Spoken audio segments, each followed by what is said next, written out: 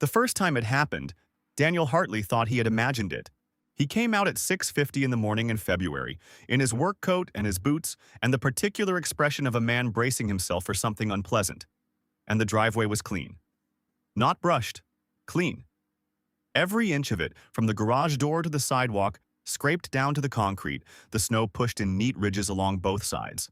The kind of job you did when you had time and intention and a standard for what clean meant. Even the front walkway had been done. Even the 2 steps up to the porch. Daniel stood in the doorway for a moment. He looked at the driveway. He looked at his watch. He looked at the sky, which was the particular pale gray of a Minnesota February morning. The kind of gray that had no ambition in it, that had accepted winter completely and was not offering any promises about spring. It was 6:50 in the morning and he was already late, and the driveway was clean, and he had absolutely no explanation for it. He got in his car and drove to the hospital and did not think about it again until he was halfway through a 12-hour shift in the cardiology unit and had a 5-minute break in the break room with a cup of coffee that had been sitting since 4 a.m. and a granola bar he would not taste, and he thought, "Someone shoveled my driveway." The thought sat in him pleasantly, like an unexpected kindness, which it was. He assumed it was his neighbor on the left, Mrs. Patricia Oberg, who was 68 and formidably self-sufficient and had a snowblower she operated with the focused aggression of a woman settling a personal score with winter. She had shoveled his walk once before, 2 years ago, when he had been on a run of nights, and she had noticed and taken care of it without mentioning it. He had left a card in her mailbox. She had waved him off from her front porch with the particular dismissiveness of a woman who did not need thanks for doing what was right. He would leave another card. It snowed again on Thursday. 6 inches overnight, the dense, wet kind that sat heavy on everything and made the morning feel muffled and slightly apologetic. Daniel's alarm went off at 6:15 and he lay in the dark for 3 minutes. Not enough time to properly wake up, too long to legitimately call it immediate. And got up and showered and dressed and came downstairs and opened the front door. The driveway was clean. He looked left, toward Mrs. Oberg's house. The light in her kitchen was on. She was an early riser, always had been, but her own driveway was uncleared. The snow lay on it in the flat, undisturbed surface of something that had not yet been attended to. He looked right. He had a neighbor on the right. He knew this in the way you know things about people you have never properly met. Peripherally, through the evidence of their life rather than the life itself. The house was a craftsman bungalow, dark green with cream trim, maintained with what appeared to be quiet pride. There was a truck in the driveway, a blue F150, not new, but kept. There were lights on at odd hours. There was occasionally the sound of something being built or repaired in the garage, the particular sounds of a person who knew how to work with their hands and did so regularly. There was a dog, a yellow lab who appeared in the backyard with the cheerful predictability of a dog with good habits and was named, according to Mrs. Oberg, who knew everything about Garrison Street, something starting with B. Benny perhaps. Buck, he had seen the neighbor twice, both times from a distance, across the yard or through the window, or in passing on the driveway when one of them was arriving as the other was leaving. He had a general impression of tall, dark jacket, mid-30s possibly, moved the way people moved who were comfortable in their bodies. He had not, in 14 months of living on Garrison Street, learned his name. He was now looking at the right side of his driveway, where the ridges of pushed snow were neat and even and had been made by a shovel rather than a machine, which meant someone had done this by hand, in the dark, before 6:15 in the morning. He was late again. He got in the car. He thought about it all day. Garrison Street was 3 blocks long and terminated at the eastern edge of Riverside Park, which in February was a landscape of white fields and bare oaks that had the spare, deliberate beauty of a thing stripped down to its essentials. Daniel ran through the park on his days off, which were Tuesday and Wednesday that rotation, and he had been doing this since October when he moved in. Before the snow, through the snow, in temperatures that made the hospital's charge nurse look at him with specific concern when he mentioned it. He ran because it was the most efficient way he knew to be alone with himself. In the hospital, you were never alone, not in the meaningful sense. You were surrounded by people, attended to, needed, in motion. The particular quality of solitude he required. The kind that allowed the mind to find its own level, like water seeking stillness, was only available in movement, paradoxically, when the body was occupied enough to release the mind. He ran. He thought, on these Tuesday and Wednesday mornings, about his life, which was orderly and full and which had a shape he had chosen deliberately. 31 years old, cardiac care nurse at Mercy General, owner of a 3-bedroom Craftsman on Garrison Street that was slightly too large for one person but had a kitchen he loved, and a back porch that faced west and caught the last of the evening light in a way that made him feel, on good evenings, as though the day had been worth the effort.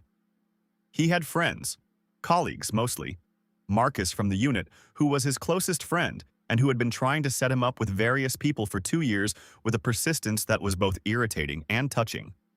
His college roommate, Ben, in Chicago, who he talked to on the phone every Sunday. He had a good life. It was his own. He had built it. He had also, for approximately 8 months, been aware that it was missing something he could not name precisely, a quality of warmth that was different from friendship, a particular kind of being known that his orderly, full life had not yet located. He ran through Riverside Park on a Tuesday in February and thought about his driveway.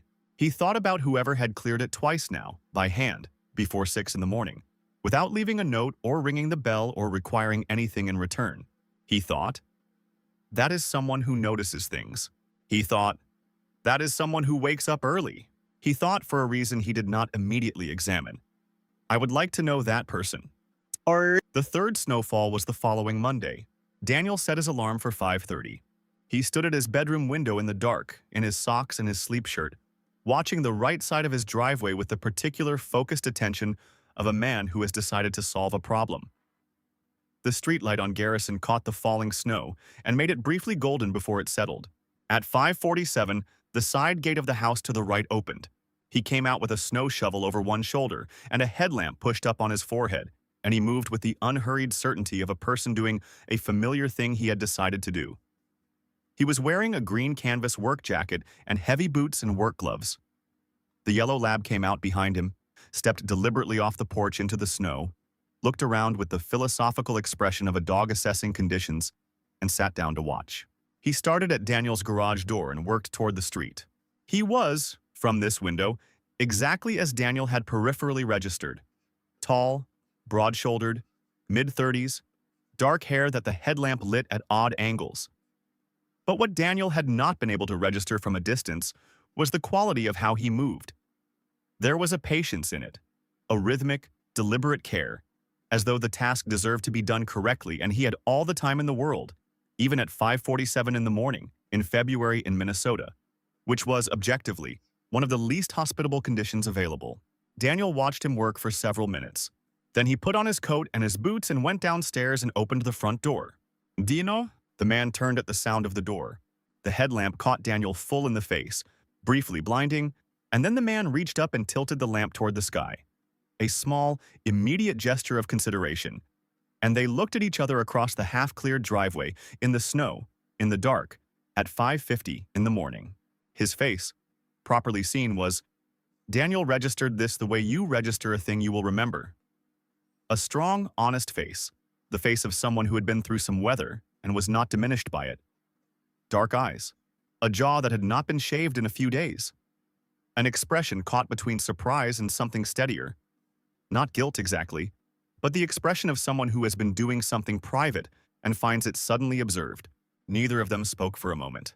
I'm sorry, Daniel said. It was the first thing that came out. He wasn't sure what he was apologizing for.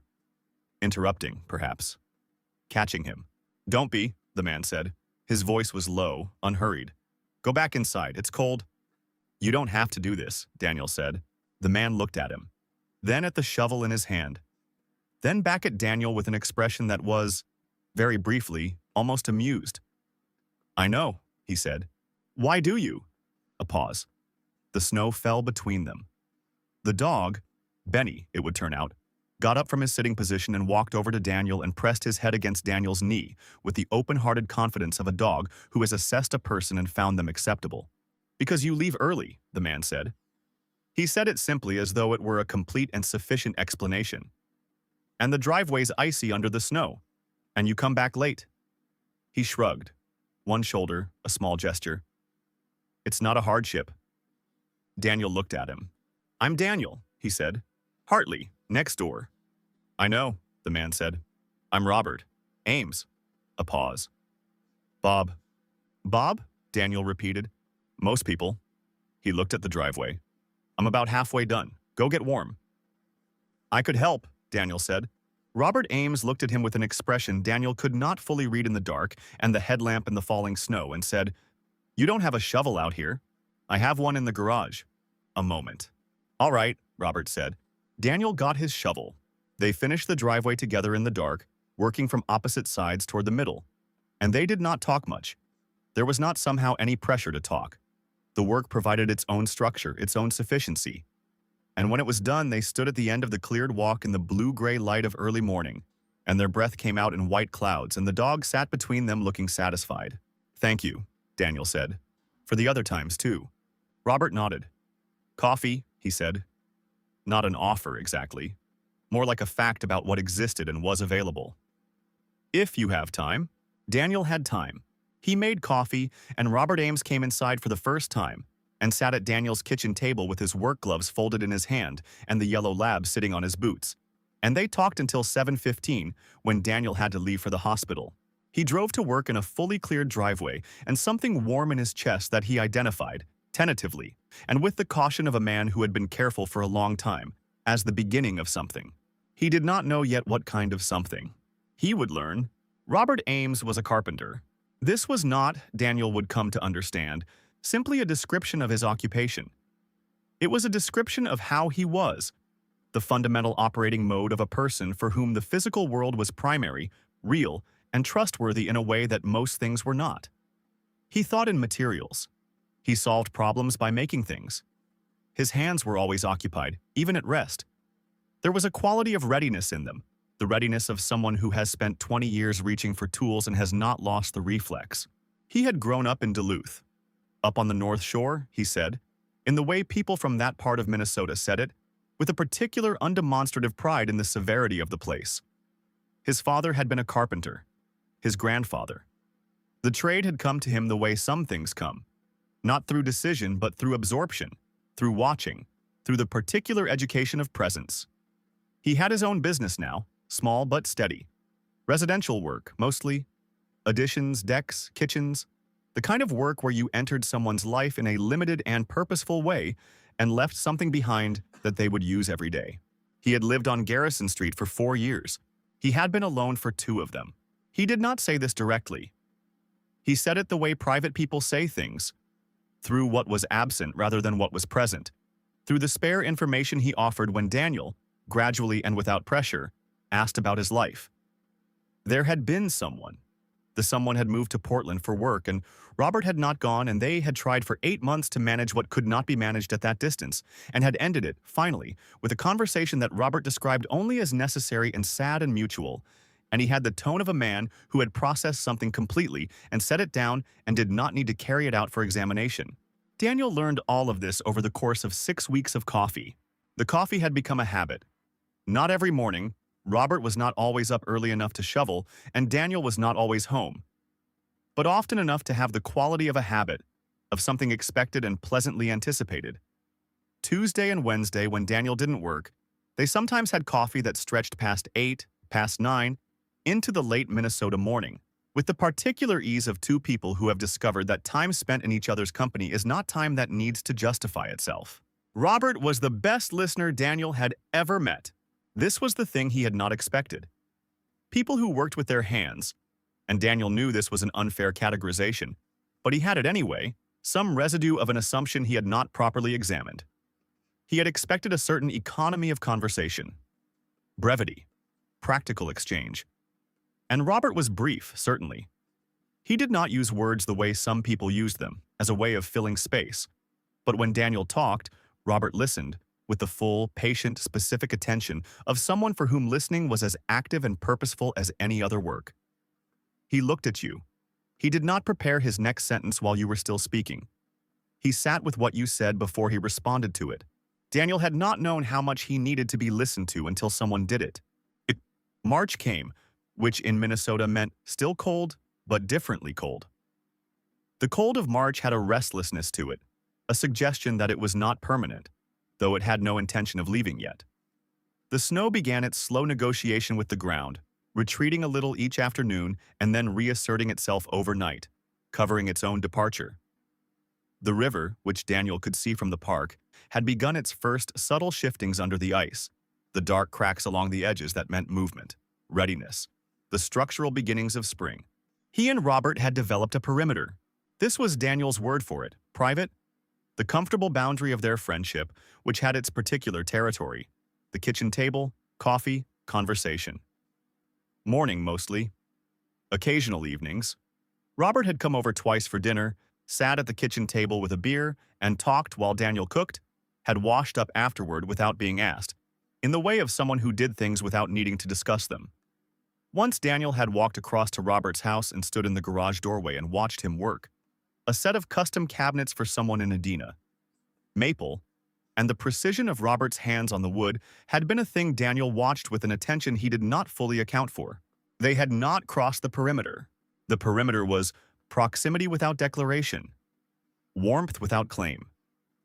The particular careful happiness of two people circling something they had not yet named, because naming it required a willingness to be wrong, and being wrong about it would cost something neither of them could completely quantify.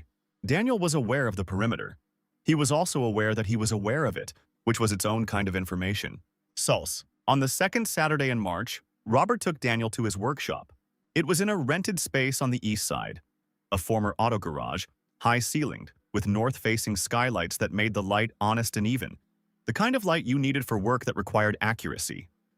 The smell of the place, sawdust, linseed oil, the faint mineral cold of concrete, hit Daniel when he walked in and settled somewhere in his chest as a smell that would be associated, from this point forward, with specific feelings he was not yet ready to name.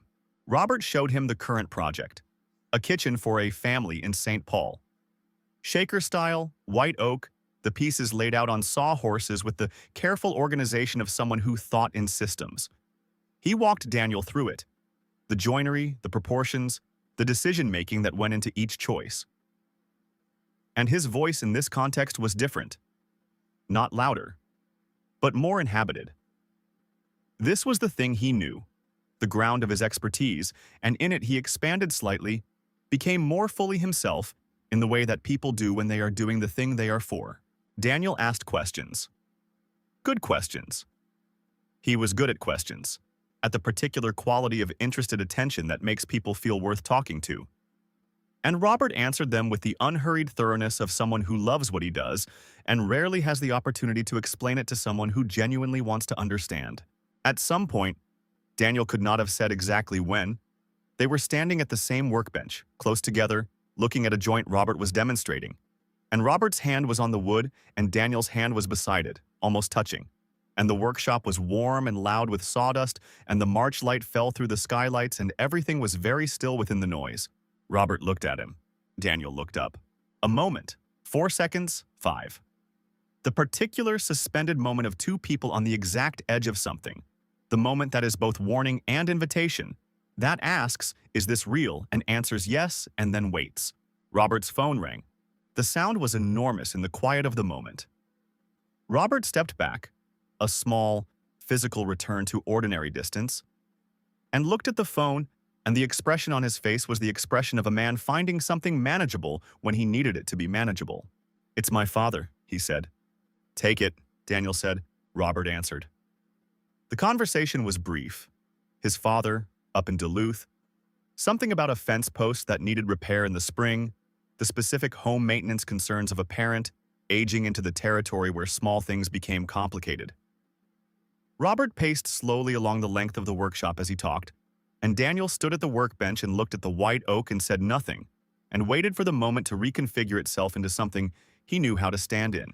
It reconfigured into just two men in a workshop, which was also real, which was also fine. Robert hung up and came back to the bench. "Sorry," he said. "Don't be. Parents." "Yeah." Robert picked up the piece of oak, set it down. "He's good, just checking in." "That's good." A pause. "Lunch?" Robert said. "Sure," Daniel said. They went to lunch. The perimeter held. Neither of them crossed it, and the afternoon passed in the warmth of two people who are maintaining something by mutual, unspoken agreement, because the thing on the other side of the perimeter is large enough to change everything. and changing everything requires a courage that is still assembling itself. On a Wednesday in late March, Daniel came home from a run through Riverside Park and found Robert on his front porch, not doing anything particular. Sitting on the porch steps in his jacket with Benny beside him, in the late afternoon light, in the specific attitude of a man waiting.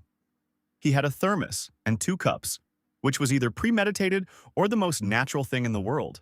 And Daniel, breathing hard from the run, stopped at the end of the walk and looked at him. "You're on my porch," Daniel said. "I saw you go," Robert said. "Figured you'd want coffee when you got back." "That's very presumptuous. I brought 2 cups." Daniel came up the walk. He sat down beside Robert on the steps, not quite touching, but close. The margin was perhaps 4 inches, which was different from the margins they had been maintaining, which were polite and careful and definitely larger than 4 inches. Robert poured coffee. The steam rose in the cool March air. They watched the street. "Daniel," Robert said after a while. His voice had a quality in it that Daniel recognized but had not heard before. A lower, more careful quality. The voice of someone choosing their next step very deliberately. "Yeah," Daniel said. A pause. "I want to ask you something," Robert said. Daniel's heartbeat, which had slowed from the run, found a different tempo.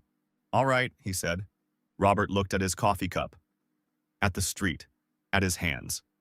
He was the most patient man Daniel had ever met, and he was, right now, visibly choosing his words with a care that went beyond patience into something that required more.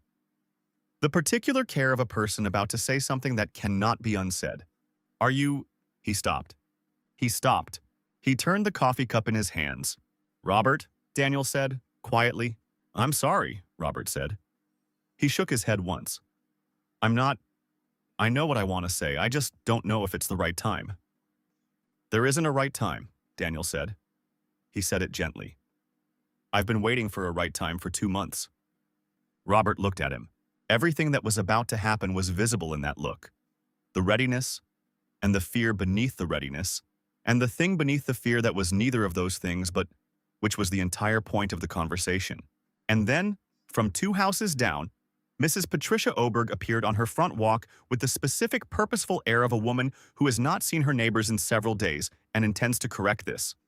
She was carrying a foil-wrapped pan and wearing her blue winter coat, and she waved when she saw them. "Boys," she called, "I made too much lasagna." Robert looked at Daniel. Daniel looked at Robert. Mrs. Oberg was already coming up the walk. April in Minnesota is not spring. This needs to be understood clearly. April in Minnesota is winter pretending, half-heartedly, to be done. There are days of genuine warmth, days when the river ice breaks and the ground softens and the birds begin to return and everything smells like the year's first real breath. And then there are days, many days, when winter reasserts itself with a cold that is not bitter exactly but is insistent, that says, "I am not finished," with a stubbornness that can make even the most optimistic Minnesotan feel the faint suspicion that spring is a story people tell. Daniel and Robert had coffee twice in April. Both times were brief. Both times were ordinary. Both times were in the precise way that 2 people can be simultaneously ordinary and completely aware of something left undone between them, slightly insufficient. The Mrs. Oberg interruption had been, in the short term, a gift. Lasagna, company, an evening that was warm and uncomplicated and required nothing of either of them. In the longer term, it was a repositioning. The moment on the porch steps, the "are you" that Robert had not finished, had been left there on the porch like something forgotten, and neither of them had picked it back up. Daniel told himself this was fine. He told himself that things moved at the pace they moved, that 2 months was not long, that the perimeter was comfortable and he was not suffering in it. This was partially true. The partial truth of it was, he was not suffering. He had a full life. He went to work and came home and ran in the park and cooked dinner and called Ben in Chicago and worked his garden on the weekends when the ground allowed, starting the process of preparing the beds for spring planting with the patient, methodical pleasure of a person who finds something in the repeated small labors of maintaining a living thing. He was fine. What he was also doing, and this was the part of the truth he was less willing to examine, he was pulling back, not obviously, not dramatically, but the Tuesday-Wednesday coffees had not been suggested for 2 weeks. He had not walked over to Robert's garage. When he came home in the evenings and saw the blue truck in the driveway next door, He did not let himself linger at the window. He was recalibrating his own feelings back toward a zone that was safer, or at least more manageable, because the thing on the front porch steps had been almost said and then not said, and the almost was harder to live in than the space before it. He was, in short, managing himself. Which was what he did. It was one of his least attractive qualities, Marcus at work had told him once, not unkindly. The way he managed himself back from things that scared him. The way he identified the risk and recalibrated and ended up safe and slightly farther from where he wanted to be. You do it with people too, Marcus had said. You pull back right when things get real. He had not told Marcus about Robert. On a Saturday in the second week of April, Daniel was in his back garden when Robert appeared at the fence. He had not heard him coming. He was kneeling in the near bed, working the soil with a hand fork, and he looked up at the sound of the gate, and there was Robert with Benny and a flat of seedlings, tomato starts by the look of the leaves, and an expression that was careful in a way Daniel had learned to read. "Peace offering," Robert said. He held up the flat. Daniel sat back on his heels. "For what?" "For being." Robert looked at the seedlings. "For not finishing what I started saying." Daniel looked at him. "I'm not."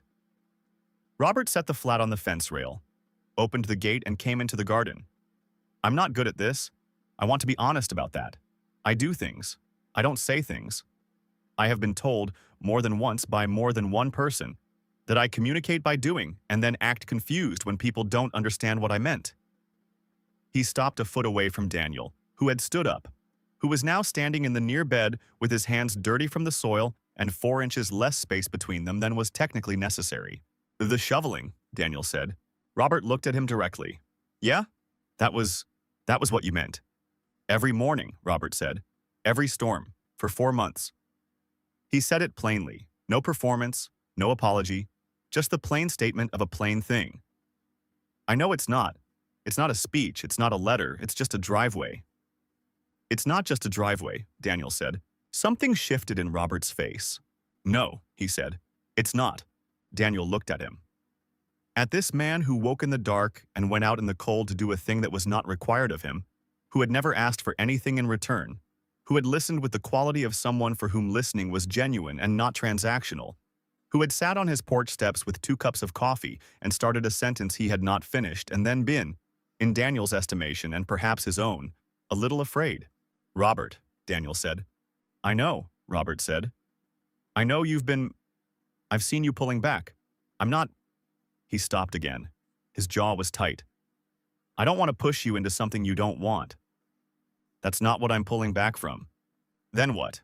Daniel looked at his dirty hands, at the garden, at the flat of tomato seedlings on the fence rail. He looked at Robert. "I'm afraid," he said. It was the first honest sentence he had said out loud about this, and saying it felt like opening a window that had been painted shut. "I am. I have a life here, a very good life. I've built it carefully." He paused. "And I haven't. In a long time, I haven't let anyone close enough to—" He stopped. He tried again.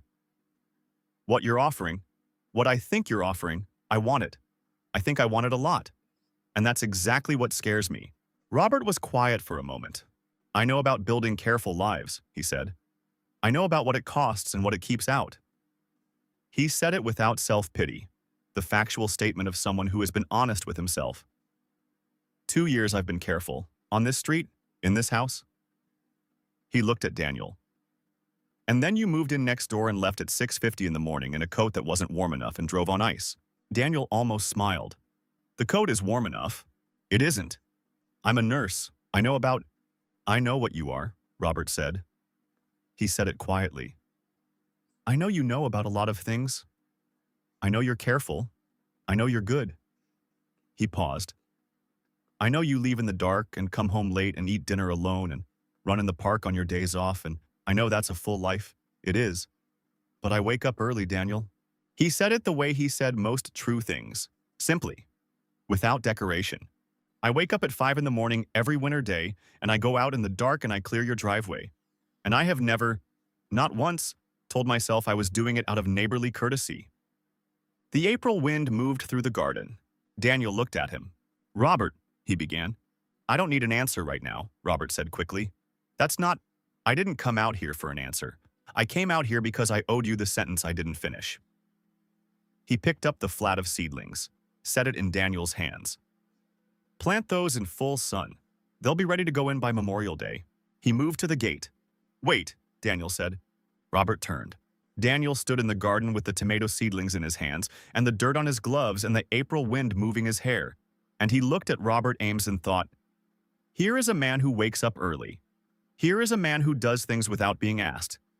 Here is a man who started a sentence on a porch step and had the courage to come back and finish it, and who is now at the gate giving him room, giving him the tomatoes, giving him all the time he needs. Because that is the nature of a patient man, and also, Daniel understood clearly now, the nature of someone who is afraid too, who is managing his own fear with the tools available to him, which were work and proximity and small daily acts of care. Thank you for the seedlings, Daniel said. Not the sentence, not yet, but not nothing.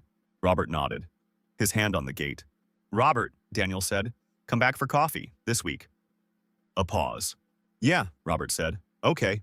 He went through the gate. Daniel stood in the garden with the tomato starts, in the cool April light, and held them with both hands. See, the next 3 weeks were the worst. Not dramatically, not with crisis or confrontation, but with the particular slow misery of two people who have reached each other and then lost their nerve in different directions. Daniel made coffee on Tuesday. Robert didn't come. He told himself, work. Something came up. It happens. On Thursday, he saw the blue truck leave at 6 in the morning and return at 7 in the evening, and the kitchen light was on until 9, and he did not go over. He told himself, give him space. He said he needed time. On the following Monday, he ran into Robert in the driveway. Literally, nearly, Daniel coming out with his gym bag and Robert coming down his own front steps. And they stood 4 feet apart in the pale April morning and said, hey and cold this morning, and yeah. And Daniel got in his car and drove to the hospital and spent a 12-hour shift not thinking about it with the same determination he used for complicated patients who required his full attention and offered it entirely to someone else. Marcus, who was perceptive in the way of people who have watched their friend do the same thing for long enough to have developed a theory about it, caught him staring at his phone in the break room at 11:15. You have a person, Marcus said. I have a lunch break. You have a person, and you've done the thing where you almost get there, and then you both panic, and now you're in the part where you pretend nothing's happening. Daniel looked at him. Am I wrong? Marcus said. Daniel looked at his phone. He shovels my driveway, he said. Marcus looked at him with the expression of a man hearing a sentence that contains more information than its surface. Tell me, Marcus said. Daniel told him. Not everything. Not the workshop, not the porch steps, not the exact quality of the morning light through the skylights, but enough. Marcus listened the way Robert listened, actually, with the patient attention of someone for whom what you were saying mattered. When Daniel was done, Marcus was quiet for a moment. He wakes up at 5 in the morning, Marcus said, in a Minnesota winter, and shovels your driveway, and has done this since February. Yes, and you pulled back.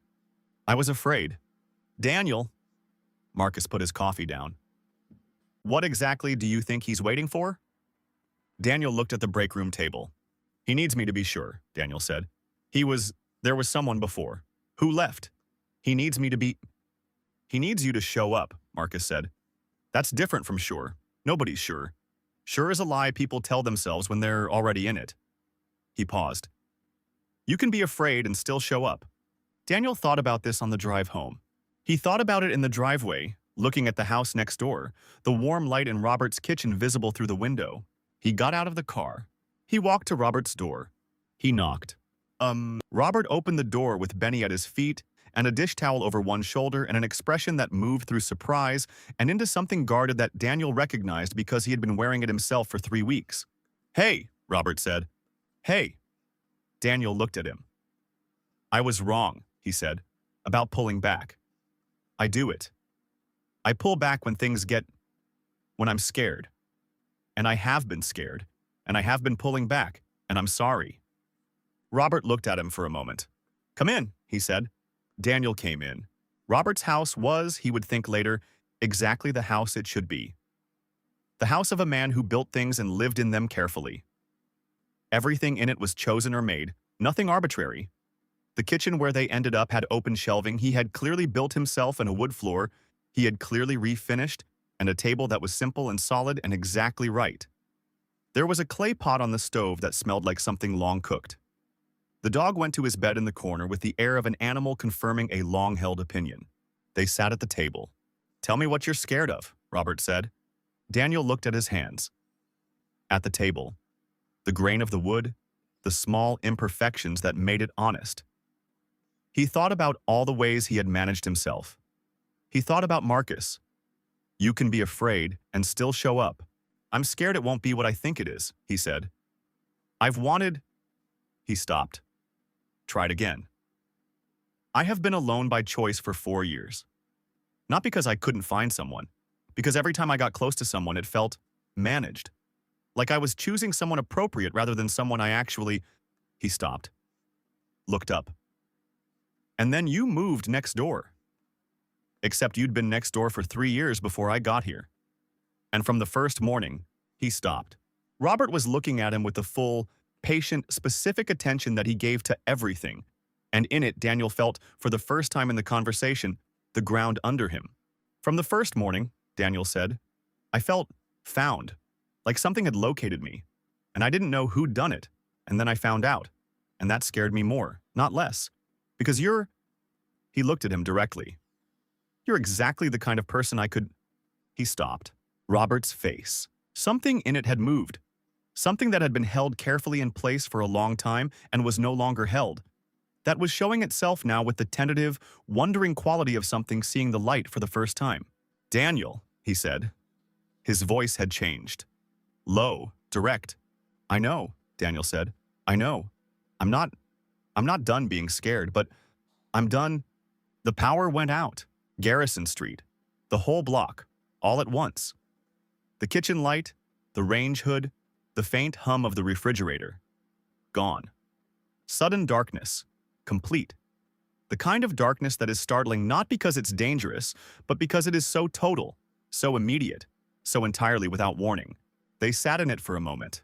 Then Robert got up and found a flashlight and 2 candles and lit them with the unhurried efficiency of a person accustomed to this, who had candles ready because he lived in Minnesota, and this was not the first time.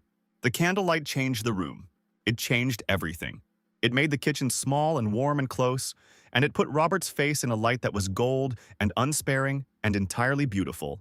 And Daniel sat at the table with everything he had been about to say still in the air between them, and looked at Robert Ames in the candlelight. "Done with what?" Robert said.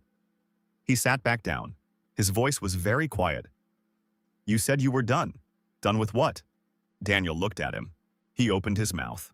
Robert's front window, old single-pane glass, the kind that rattled in wind, which Daniel had heard from his own house on bad nights, chose this moment to demonstrate its age by admitting an enormous gust of April wind through a gap in the frame, accompanied by a sound like a small catastrophe, and the candles went out. "In the total darkness," Robert said, with a weariness that was also somehow the funniest thing Daniel had ever heard. "I'll fix that window." Daniel started laughing. Robert started laughing. In the dark, in the kitchen, with the power out and the candles extinguished and the wind doing its April business outside and the dog snoring in his corner, they laughed. The full, helpless laughter of 2 people who have been holding something very tightly and have discovered that release is sometimes indistinguishable from falling apart. The power came back on 20 minutes later. By then, something had broken open between them, and the kitchen felt different. Lighter, in the way a room feels after a window has been opened. But the sentence was still unfinished. The thing was still on the table. And Robert drove Daniel home at 11, and they stood in the driveway under the April stars, and Daniel looked at him and thought, "Tomorrow. Tomorrow I will say it." He did not say it. He went inside. Robert stood in the driveway for a moment after the door closed. Then he went back to his house. He sat in the kitchen in the relighted room and looked at the window he was going to fix, and at the table where something had almost happened, twice now. And he picked up his phone and put it down and picked it up again and sent a text that said simply, "Tomorrow morning. Your porch. I'm bringing coffee." Daniel, lying awake in the dark upstairs, read it. He typed, "I'll be there." He lay in the dark with his phone on his chest and the April night outside and the knowledge, certain now, past managing, past caution, that tomorrow morning something was going to be said. And whatever it was going to be the truest thing he had said in years. He did not sleep well. He did not mind. Morning on Garrison Street had a particular quality that Daniel had learned slowly over 14 months and now knew completely. It began, the true beginning, before the light, with sound. The first birds at 4:40 or so, the ones who came earliest and were most declarative about it, who seemed to consider the pre-dawn dark their personal territory and were not quiet about this opinion. Then, gradually, the sounds of the street assembling itself. A car, someone's furnace cycling, the particular creak of the house settling into the day's temperature. By 5:30, there was the faintest suggestion of gray in the east, not light yet, but the idea of light. And by 6, the sky above the maples was a real and specific color. Robert was on the porch at 5:55. Daniel came down in his coat. The coat, yes, which Robert had opinions about, and opened the door, and Robert was there with the thermos and 2 cups and the steady, particular expression of a man who has made a decision and is at peace with it. A different quality of stillness than usual. Something resolved beneath the patience. "Hi," Daniel said. "Hi," Robert said. Daniel sat beside him on the steps. Closer than 4 inches. Deliberately. A small act of declaration, the most he had to offer at 5:55 in the morning before coffee. Robert poured, handed him a cup. They sat. The street was empty. The maples along the walk were beginning to bud. The small, tentative beginning of leaves, the first green, the year's first argument for warmth. Across the street, Mrs. Oberg's kitchen light was on, and somewhere 2 blocks over a dog was making its morning known. "I fixed the window," Robert said. "When?" "Last night, after I drove you home." He drank his coffee. "Had the materials." Daniel looked at him. "You fixed a window at 11 at night." "It was bothering me." "Because it let in wind or because of other reasons?" Robert looked at him sideways, the almost smile. "Both." The morning light was building. A car passed on Miller Road, 2 streets over, someone's early commute. Benny appeared at Robert's knee from somewhere. Daniel had not seen him come out, and settled with his head on Robert's boot with the practiced efficiency of a dog who had identified the optimal position.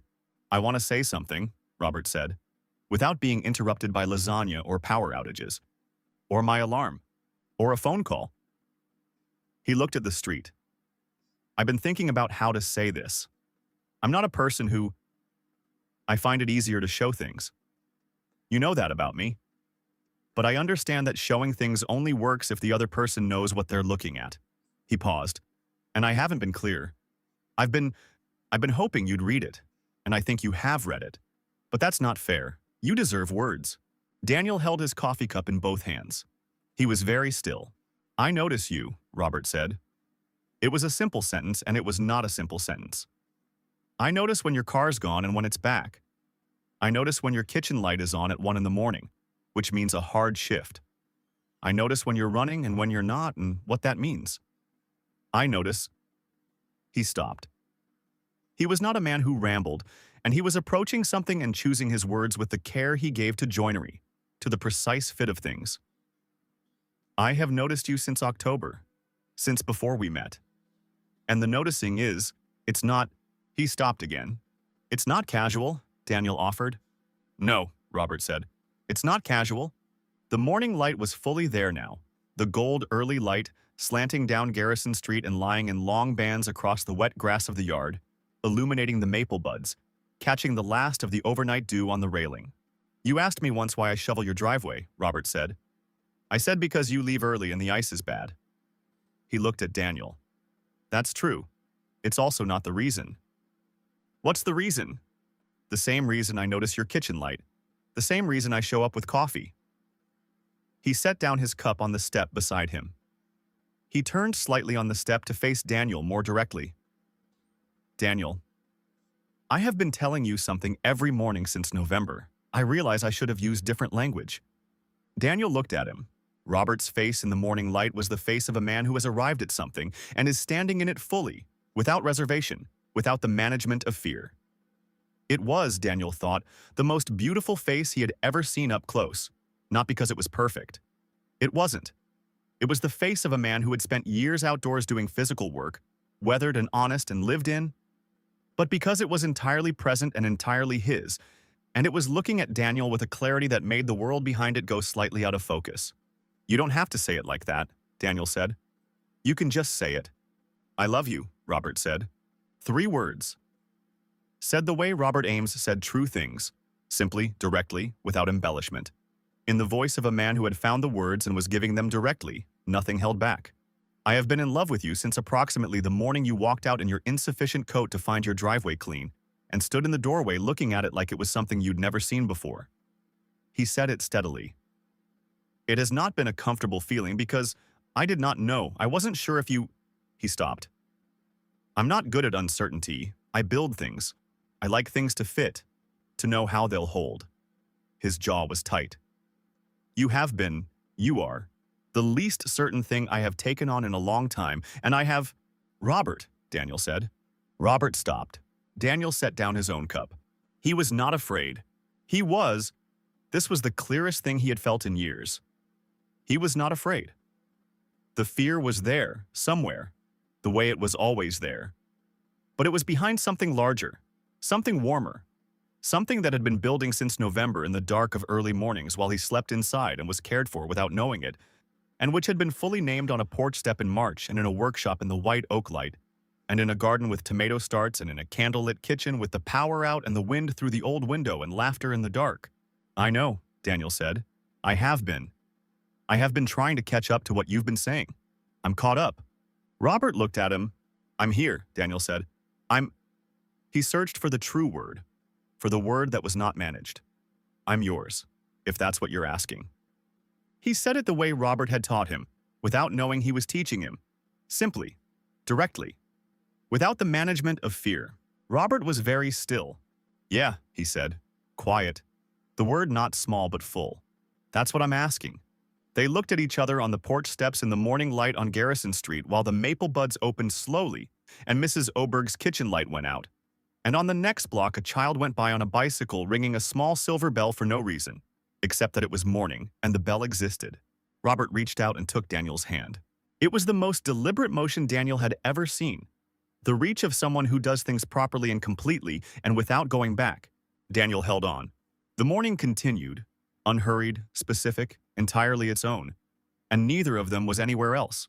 But there is a but. There is always, in the life of two careful men who have been careful for different reasons, a but that is not a catastrophe but is a complication, a thing that reveals the gap between I love you and I know what to do with that. It came at dinner, 2 weeks later. Daniel had made pasta. He was a good cook, methodical, the same quality in the kitchen that he brought to everything. And they had eaten at Daniel's kitchen table with Benny under the table, hoping for evidence that pasta was a dog food, and the evening had been exactly what Daniel had been quietly longing for without being able to name it. Ordinary, warm, the specific comfort of a meal shared by two people who wanted to be exactly where they were.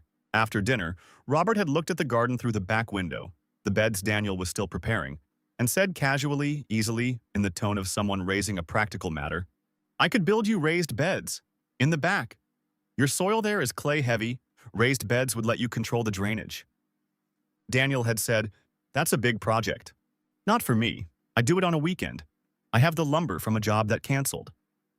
Robert, I want to, he said. Simply. In the same tone he used for everything. Daniel had looked at him and thought, this is who he is. This is the language. This is what love looks like in the hands of Robert Ames. Practical, tangible, raised beds for your clay-heavy soil. He had recognized it and been moved by it, and also in some back room of himself felt the small unease of wondering, is this what I can be for him? Am I someone who listens well and asks good questions and comes home late and makes pasta? Am I enough of a language for this man who speaks in wood and early mornings? He had said, we should talk about what this is. Robert had looked at him. What do you mean? He said. I mean, Daniel had set down his wine glass. I mean, we said what we said on the porch, and I meant it. But we haven't talked about what we want it to look like, going forward. Robert had been quiet for a moment. What do you want it to look like? I'm asking you. I know, I'm asking back. I don't know, Daniel said. That's why I'm asking. Robert had looked at the garden, at the kitchen, at his hands, and something had shifted in him. Something had gone slightly less certain, slightly less warm, and Daniel had seen it happen and had not known how to stop it. I was in a relationship for 3 years, Robert said. Before. And I thought I knew what it looked like. And it looked like building a life with someone. And it turned out what it actually looked like was me building and him going somewhere else. He said it evenly. I'm not afraid of that with you. But I don't want to assume what it looks like. I don't want to build towards something and be wrong about what we're building. I'm not going anywhere, Daniel said. You don't know that. I know that about right now. Right now isn't enough, Robert said. Not for this. He said it without accusation, but it landed with a weight neither of them had quite expected. Daniel had looked at him, and Robert had looked at Daniel, and they had both seen something in the other that was not comfortable. Robert saw Daniel's fear of commitment dressed as reasonableness, the careful language of someone who would not close the door because closing it meant you could also not escape through it. And Daniel saw in Robert the exact shape of a wound he hadn't known was there. The man who had built and been left, who needed not eventually, but yes, fully, now, and who was finding that the patience he had extended so generously was running out. They had ended the evening with a gentleness that was almost worse than argument. Two people being careful with each other because they knew where the bruises were and did not want to press them. Robert had gone home. Daniel had washed the dishes alone. The week after was the longest week on Garrison Street. They were polite, warm even.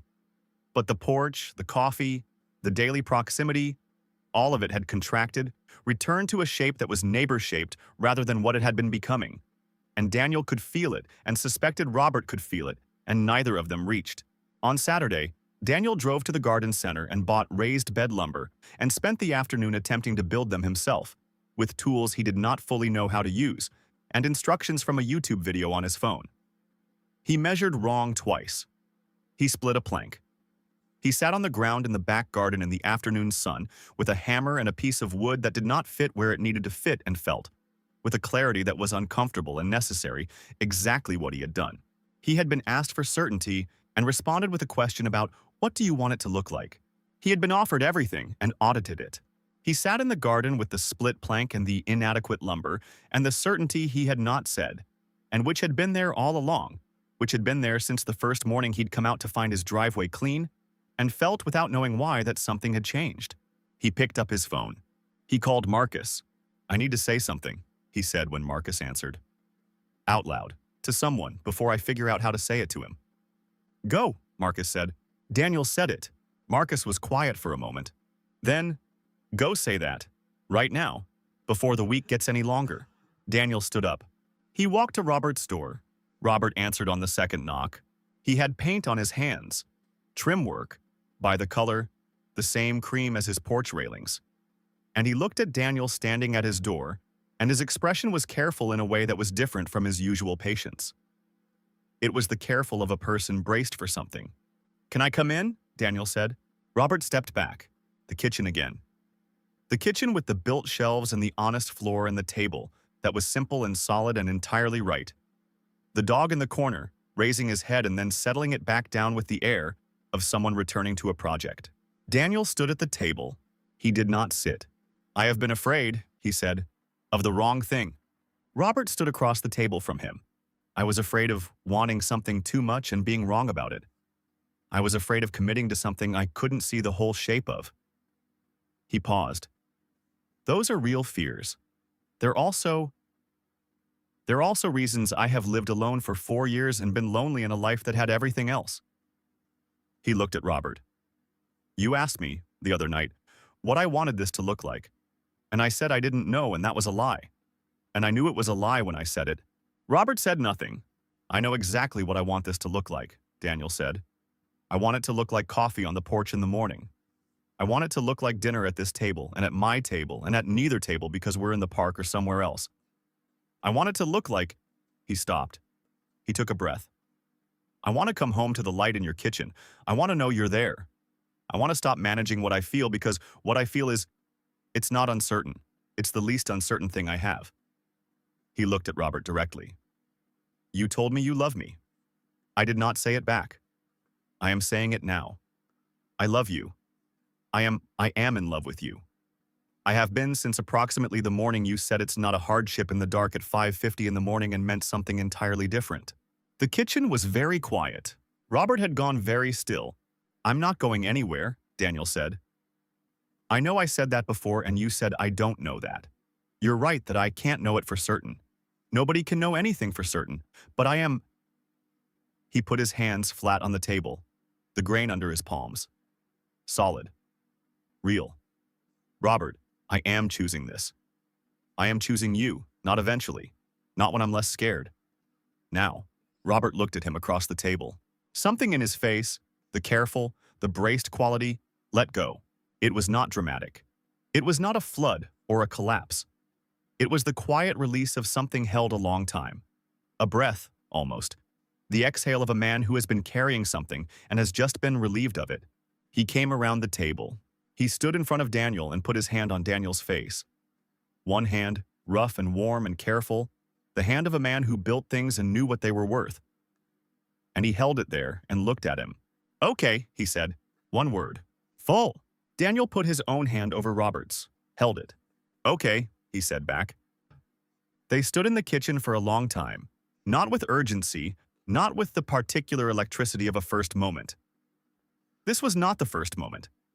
The first moment had been in the dark at 5:50 in the morning, when Daniel had come outside and the driveway was clean, and Robert had tilted the headlamp toward the sky so the light wasn't in his face, which was, looking back, the most revealing gesture of the whole story. The instinct to immediately protect someone from discomfort so routine, it was unconscious. This was a different moment. Quieter. The kind of moment that doesn't announce itself. The kind that simply is, that settles into you without requiring anything. Robert cooked dinner. He had more in the kitchen than Daniel had understood. He was a serious, unself-conscious cook who worked the way he did everything with patience and exact knowledge. And Daniel sat at the table and talked and was listened to. And the evening had the quality of all the evenings they had been building toward. The ordinary particular warmth of two people who know they are exactly where they are supposed to be. After dinner, they walked in Riverside Park. The May evening was soft. The real spring had finally arrived. The unambiguous warmth, the green that was not tentative anymore but confident. And the river was full and clear and moving with the energy of recent snowmelt and the knowledge of the season ahead. They walked along the bank below the trees, and Benny ran ahead with the enthusiasm of a dog for whom rivers were a moral necessity, and the evening light came through the new leaves and made everything slightly gold. They talked about things, small things, mostly. Robert's current project, a screen porch in Roseville that was giving him trouble with the footings. Daniel's difficult week at the hospital, a patient he had gotten attached to in the particular way of nurses, which was professional and also human and couldn't always be kept cleanly separate. They talked about the garden, the raised beds, Daniel's attempt at construction that Robert heard about with the patient expression of a man exercising enormous restraint. They talked about Duluth, which Daniel had never been to, and Robert described the shore in the early mornings in a way that made Daniel want to see it, specifically the light on the water in October when the lake turned, and the colors went cold, and the world had a clarity that he said was hard to find anywhere else. You should come, Robert said. This fall. I go up a few times. He said it easily as though planning the fall together was a natural thing, which it was. I'd like that, Daniel said. The river ran beside them. I want to tell you something, Daniel said. Tell me. I came home from the hospital 3 months ago, February, the second big snowfall, and I set my alarm for 5:30, because I'd figured out that someone was clearing my driveway and I wanted to see who. Robert looked at him with the almost smile. I watched you from the window, Daniel said. For a few minutes before I came out. I watched you work. I know, Robert said. You knew? I saw the light in your bedroom window. He said it simply. I kept working. I figured, if you wanted to come out, you'd come out. Daniel looked at him. You knew I was watching and you just kept shoveling. What else would I do? He looked at Daniel, and the almost smile completed itself, the real one, the one that started in his eyes. I wanted you to see. Daniel stopped walking. Robert stopped beside him. On the riverbank in the May evening, with the water running over the stones below them, and the new leaves overhead, and the dog somewhere ahead chasing a smell, with the complete commitment of a creature for whom the present moment was entirely sufficient, Daniel looked at Robert Ames.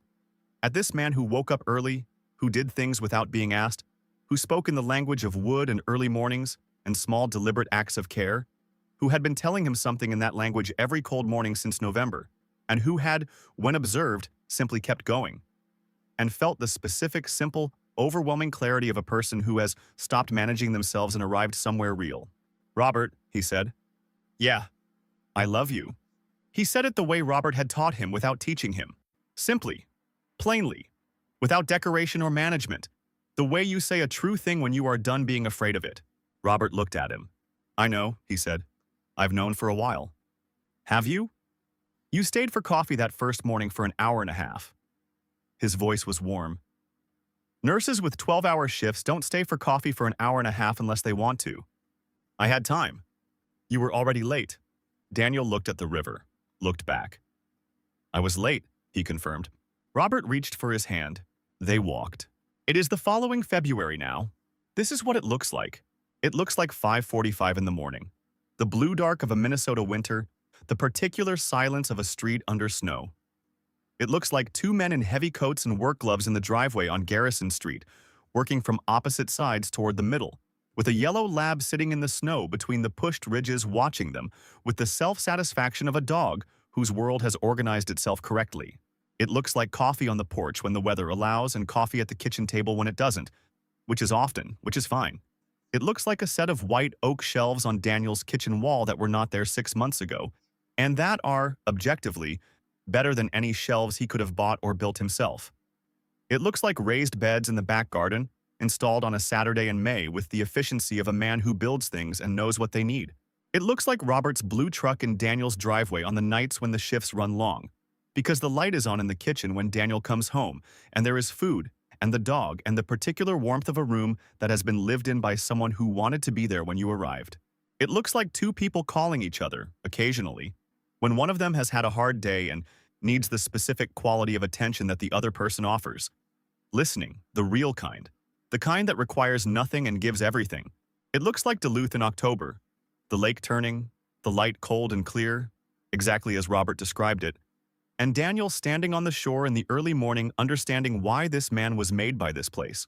It looks like ordinary. It looks like everything. There is something Daniel has learned about love, living it, that he could not have learned from the outside. Love is not the feeling. The feeling is real, but it is not the thing itself.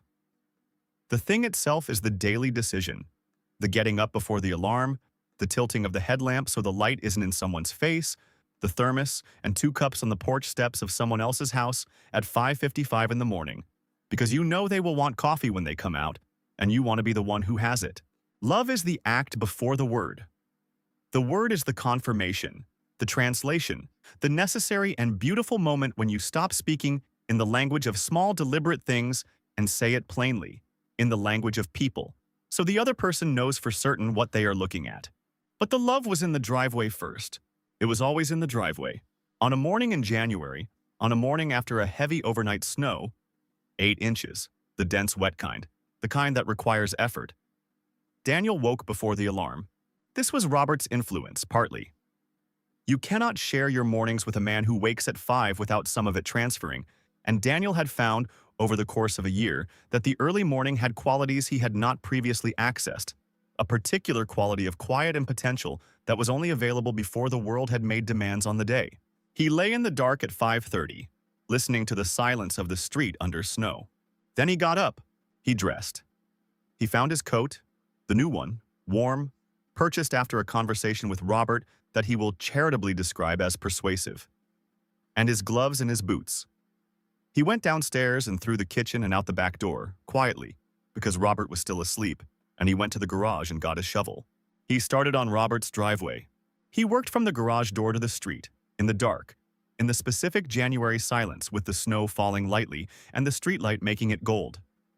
He worked methodically and with care, the way Robert had taught him, pushing the snow in neat ridges along both sides, leaving the concrete clean down to the pavement. He did the walkway, he did the steps. When he finished, he stood at the end of the walk with the shovel over his shoulder and his breath coming out in white clouds that rose and dissolved in the dark above Garrison Street. And he looked at the house, the green craftsman bungalow with the cream trim, the light not yet on, the man inside still asleep. And he felt, fully and without reservation, and without the management of fear, exactly what he felt. He went back inside. He made coffee. He heard Robert come down the stairs at 5:55. heard him go to the front window the way Daniel had once gone to his own window, and then heard him stop.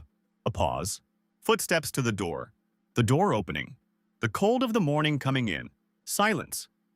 The silence of a man standing in a doorway looking at a thing that has been done for him in the dark, a thing he recognizes, a thing he knows the language of completely. Then Robert's voice from the doorway, low and warm. "Daniel."